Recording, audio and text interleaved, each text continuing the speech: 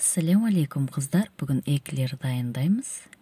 Бізге қажетті заттар: жұмыртқа, сармай, ұн, су, сүт, қант, тұз. Ыдысымызға суды, сүтті, жылы болу маңызды емес, қант пен тұзды салып, сармайды,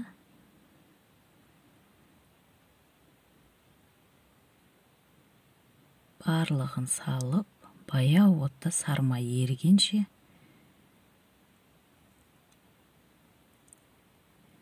кішкене осылай қайнап бастағанда ұнды салып, жақсылап тездетіп араластырамыз.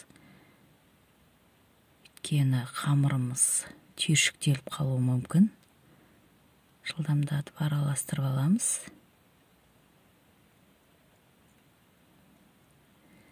Байқасаңыздар, түбіне осылай шығады.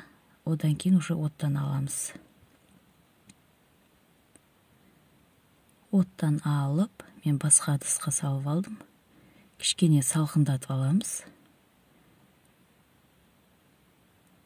Енді жұмыртқаны бір-бірден салып, жақсылап миксерлеп аламыз.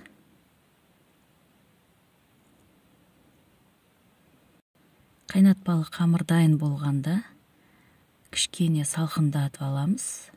Одан кейін кондитерлік пакетке насатканы, қайнатпалы қамырды салып, мұздатқышқа салып аламын. Сонда формасын керемет ұстайды. Неге мендегі насатка осындай? Мен бір түнге мұздатқышқа салып алдым.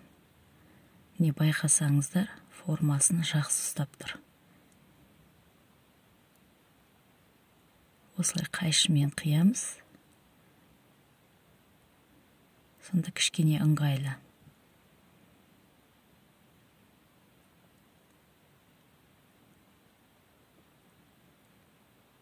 Барлық массамыздың барын осылай жасап шығамыз.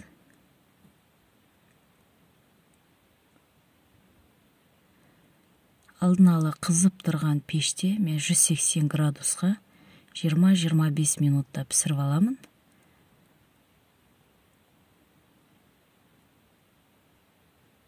Сіздер өздеріңіздің пештеріңізге қарай уақытын қарайсыздар.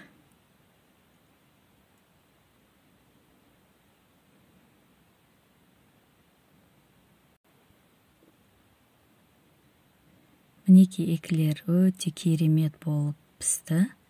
Кішкене салқындатып алып, безендіретін боламыз. Эклердің шетін кішкене пышақпен тесіп алдым. Осылай ішіне крем салып шығамыз. Мұнда менде ганаш. Енді эклерді ганашқа осылай салып алып, әрлейміз.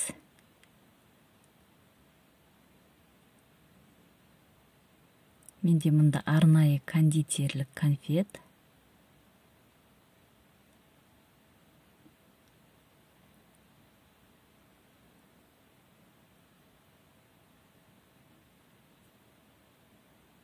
Мінеки дайын.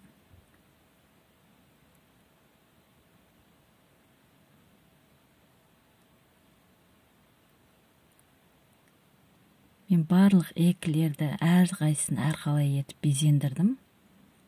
Өздеріңіз крем салып, бетіне шоколад ганаш құйсаңыздар да болады.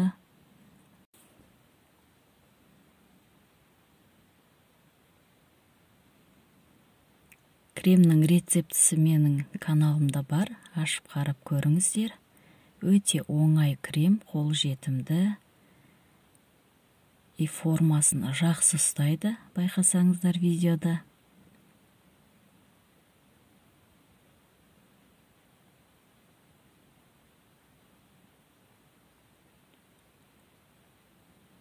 Видеоны соңына дейін қарағандарыңызға рахмет.